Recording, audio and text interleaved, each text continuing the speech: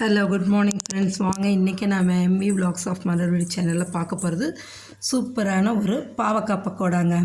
அவ்வளோ டேஸ்டியாக நல்லாயிருக்குங்க, கசப்பே தெரியாது.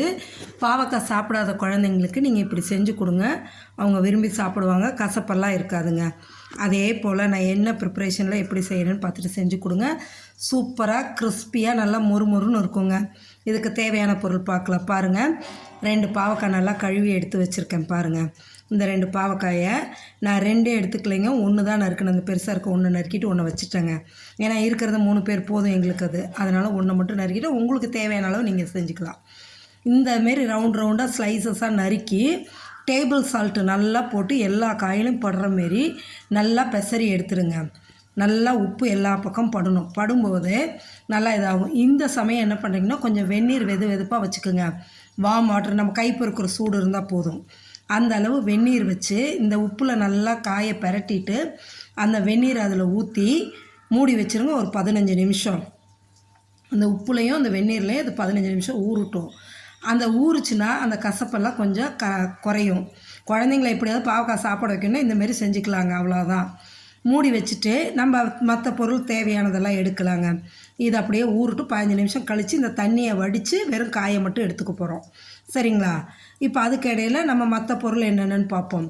பாருங்கள், ஒரு 2 ஸ்பூன் அரிசி மாவு, 3 ஸ்பூனு 2 ஸ்பூன் மிளகாத்தூள், 3 ஸ்பூன் கடலை மாவு, இது வந்து அரிசி மாவு 2 ஸ்பூனுங்க. அடுத்தது சோள மாவு ஒரு 2 ஸ்பூனு, சோள மாவு 2 ஸ்பூனு, அரிசி மாவு 2 ஸ்பூனு, கடலை மாவு 3 ஸ்பூனு, கரம் மசாலா 1/2 ஸ்பூனுங்க. காரம் நம்மளுக்கு ஏற்ற மாதிரி நான் கொஞ்சம் சுருக்குன்னு வச்சேன். 2 ஸ்பூன் மிளகாத்தூள், கொஞ்சம் பெருங்காயத்தூளும் மஞ்சத்தூளும் போட்டுட்டேங்க. இவ்வளவு தாங்க. அந்த தண்ணி வடித்து வச்ச காயில் இது எல்லாத்தையும் போட்டு தண்ணியை தெளித்து பெசறிடுங்க. இந்த அளவுக்கு பெசரி வச்சுட்டா போதுங்க. தேவையான அளவு உப்பை போட்டு இந்த அளவு பெசரி ஒரு 10 நிமிஷம் மூடி வச்சுருங்க. அதுக்கப்புறம் வாணலில் எண்ணெயை ஊற்றி எண்ணெய் நல்லா காஞ்சதுக்கப்புறம் ஒரு பீஸாக எடுத்து போடணுங்க. போட ஆரம்பிக்கையில் நீங்கள் என்ன பண்ணிடணும்னா, ஃபுல்லாக அந்த தீயை வந்து குறைச்சி வச்சுருங்க. ஏன்னு கேட்டிங்கன்னா, ஃபுல் ஃப்ளேமில் இருந்ததுன்னா ஃபுல்லாக மேலே வந்து வெந்த மாதிரி இருக்கும், உள்ளே வேகாமல் இருக்கும், கிறிஸ்பினஸ் இருக்காது. அதனால் நல்லா காஞ்சதுக்கப்புறம் போட ஆரம்பித்ததுமே நீங்கள் தீயை வந்து குறைச்சி வச்சுருங்க. குறைச்சி வச்சுட்டு உடனே கிளறக்கூடாதுங்க. கொஞ்சம் நல்லா அந்த பபுள்ஸ் மேலே வருது இல்லைங்க, நுறையா, அது வரும்போது அமுத்தி விட்டுட்டு அப்படியே திருப்பி போடுங்க. இந்தமாரி திருப்பி போட்டு எடுக்கும்போது தான் நல்லா மொறுமொறுப்பாக வருங்க. கிறிஸ்பியாக இருக்கும். சாப்பிடும்போது அவ்வளோ மொறுமொறுப்பாக நல்லாயிருக்கும், கசப்பே தெரியாதுங்க. அவ்வளோ டேஸ்டியாக இருக்கும் இந்த பாவக்காய் பக்கோடாங்க. இதேமாரி நல்லா இதானதுக்கப்புறம் எடுத்துருங்க. எடுத்துகிட்டு அடுத்தது போடும்போது, இப்போ எடுக்கிறீங்கள, எடுக்கும்போது தீயை ஃபுல்லாக வச்சு விட்டுடுங்க. வச்சு விட்டுட்டு இதை எடுத்ததுக்கப்புறம் எண்ணெய் திரும்ப நல்லா காஞ்சதுக்கப்புறமா போட ஆரம்பிக்கணும். திரும்பவும் தீயை குறைச்சிருங்க. இந்த ஸ்டெப்பை மட்டும் பார்த்து ஃபாலோ பண்ணிக்கிங்க. அப்போ தான் வந்து நம்மளுக்கு உள்ளார நல்லா மொறுமொறுப்பாக கிறிஸ்பியாக வருங்க.